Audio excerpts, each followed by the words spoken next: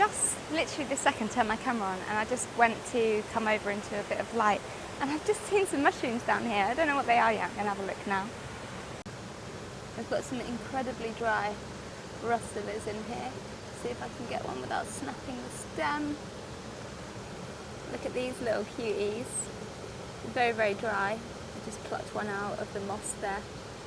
But rustlers are quite easy to identify as a genus because they have got a chalky stem that you can just kind of snap like this.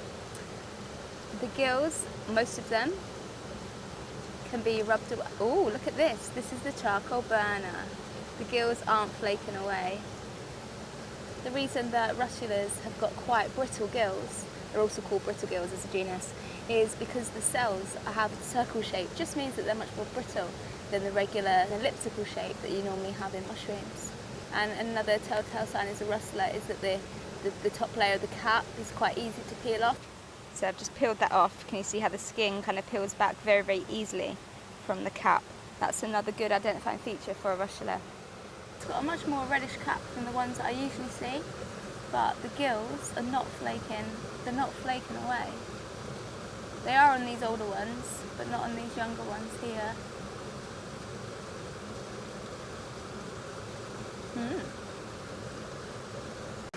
There is a pretty simple way to tell whether you've got an edible or an inedible rustler, but you have to make sure that you've definitely got a mushroom in this genus before you do this taste test. And you just give it a little nibble and keep the mushroom at the tip of your mouth, like at the tip of your tongue. That has no heat at all, and it just tastes like a very delicious mushroom.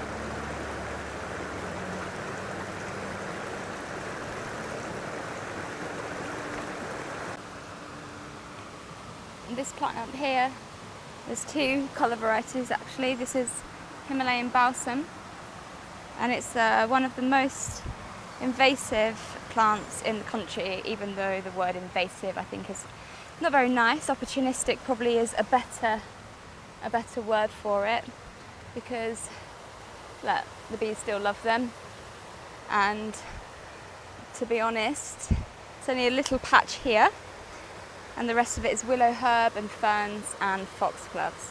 So it's not really doing too much harm, and it's not really out competing any native plants here at the moment, but it does spread quite quickly.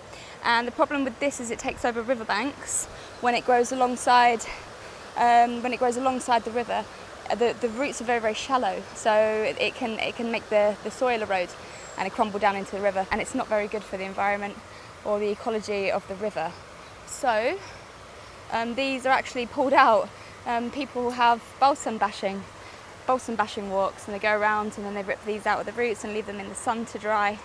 But these flowers, they're also called police helmets or copper hats, or something along those veins, something to do with the shape of this kind of bonnet, which is what the old school English police kind of used to wear.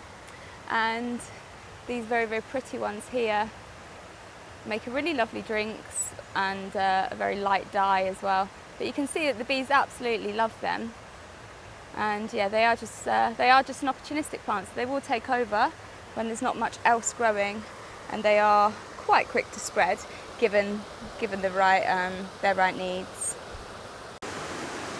We've finally come into a bit more of a shaded part of the woods here, and you can see this next stretch of waterfall is all in the shade, which is very, very nice.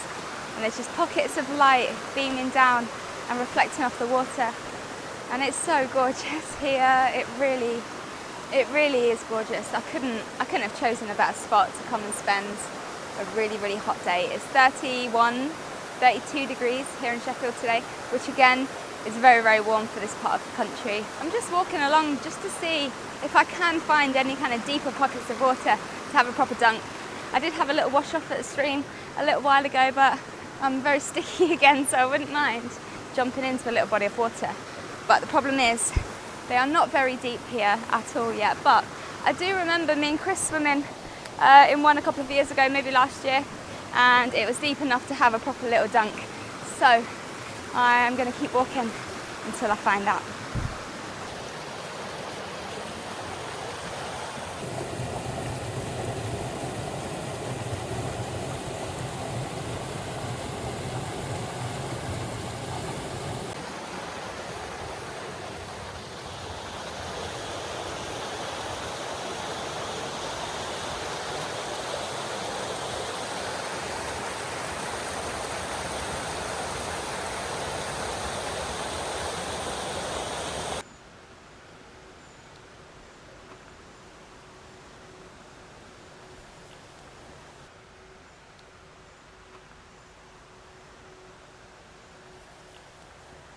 It's a lovely little walkway with pendulous sedge here. This is such a great ingredient for flour or bread making, and I use this quite a lot on the Wild Biome project. Let me show you how to harvest it. So these are a bit green still. I'd usually wait until they've browned up, but you can just run your hand along and harvest all the seeds. And yeah, it's really, really great for adding into your bacon and your flours. So this is a better one. It's quite long. Hang on. So you just run your hand along, and all of the seeds pop into your hand. And you can harvest quite a lot in a short amount of time. You've got a little jute canvas bag on you. Really awesome. It's a plant I don't often see out in the wild. This is lemon balm. Really easy to identify because you just pick it, give it a smell, and it's got a really, really strong kind of lemony, almost cleaner, lemon cleaner sort of smell to it. But it is quite nice. Awesome in teas. I've just done a short video on lemon balm actually. Really good for helping to just calm you down. It's really lovely. You just pick it, give it a crush and a smell, and it can instantly calm you down. And a tea is one of my favourite ways to use this herb. I just brew the leaves for about 15 minutes with the lid on, and then yeah, it's a really kind of delicious lemony tea. It's really good for your gut health, and once it's cooled down you can use it as a face wash as well, and it's really good for helping to soothe redness and inflammation. And if you've got acne, you can kind of just dab it onto your spots, and it helps to bring down the swelling or the inflammation. Beautiful little herb, lemon balm. Look at all of these sedge seeds.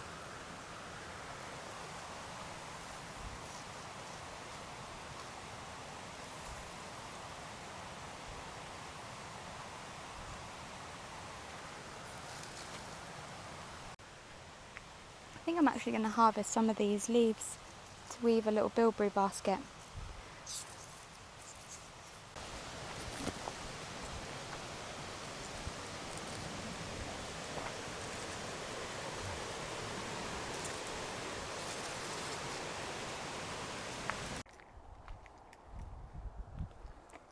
These here are pheasant berries. Now they're not ripe yet. They are absolutely disgusting at this stage, but once they get really, really dark purple and squishy, they taste a bit like burnt toffee. It's really odd. This is a lovely shrub.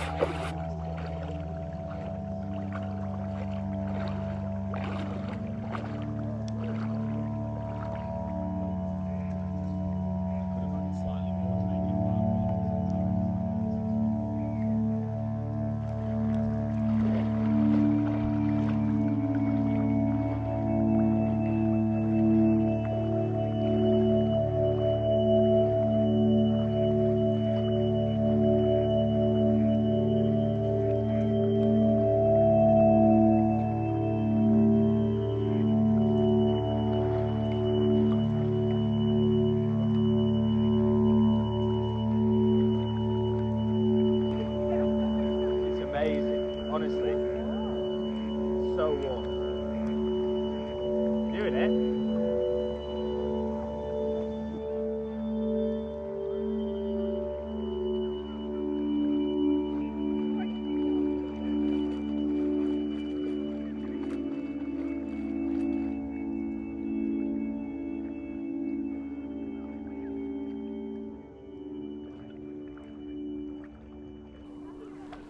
I ended up walking the entire Riverland Trail and finished up in Redmires, or I could see Redmires from a distance, so I thought I would just finish off and walk all the way down and have a swim here instead, and it was absolutely beautiful. The water was really, really warm. It's actually really far out compared to how it usually is when me and Chris come swimming. So normally we are all the way up at the back by the bilberries, and I had to walk all the way down to actually get to the water, and I could walk all the way out really, really quite far before it started getting deep. So it was quite nice. I felt quite safe, and if you are a regular viewer, you'll know that I'm not a strong swimmer, so yeah, it made me feel a lot better that I could actually touch the bottom. And the ducks came and swam with me, and the water was really, really warm, so yeah, I had a lovely time. There's loads of people here, actually, loads and loads of people. It's like a little water park. But I really needed that dip. It was getting very, very hot. I'm going to go pick some bilberries soon in the heather just behind me, but first I'm going to have some lunch.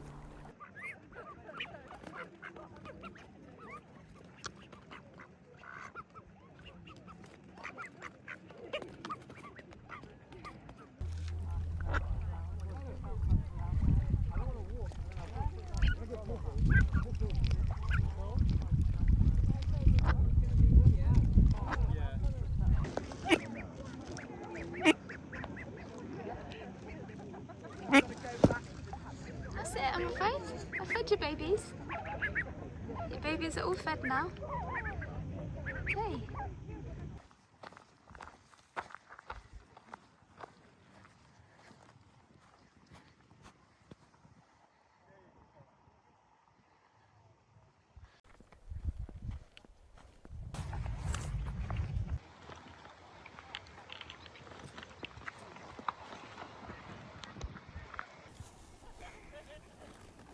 We got the bilberries. Look how tiny these ones are though. I'm sure I can find bigger bilberries than this. Tiny. Still delicious.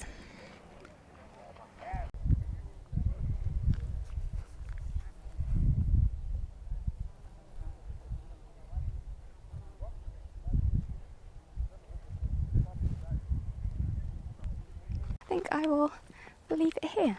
It's been a lovely walk. Thank you for joining me, and I shall see you in another video very soon.